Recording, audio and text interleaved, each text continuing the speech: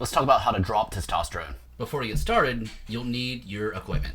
First thing we have right here is a 1 milliliter lure lock syringe. Obviously, you'll need your testosterone, your drop needle, which is usually anywhere between 18 gauge upwards to 22 or sometimes even 23 gauge, your self-injection needle, which may vary in length and gauge, and your alcohol pads. Now that you've collected everything, you're ready to roll. First thing to do is open up your alcohol pad.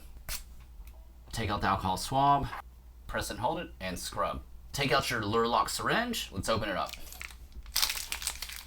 And take out your large draw needle and screw it on.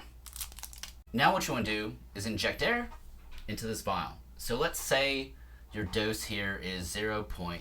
So what you want to do is draw back to the 0.3,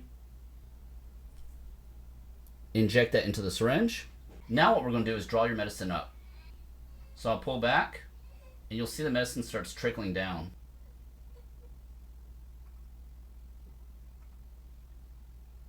Now you may want to push it in and pull it out. Push in, pull out, and you want to do that till you get your dose acquired.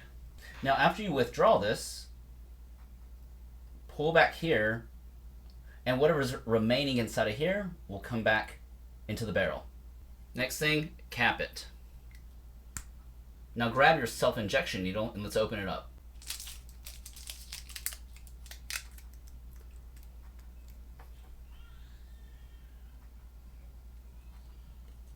Now before you inject the area, you want to clean it with the alcohol pad. So let's say I'm going to inject my deltoid, then obviously I'll take the alcohol pad and clean the area before I inject. Remove the cap, and now what you want to do is just slowly give it a little push, push,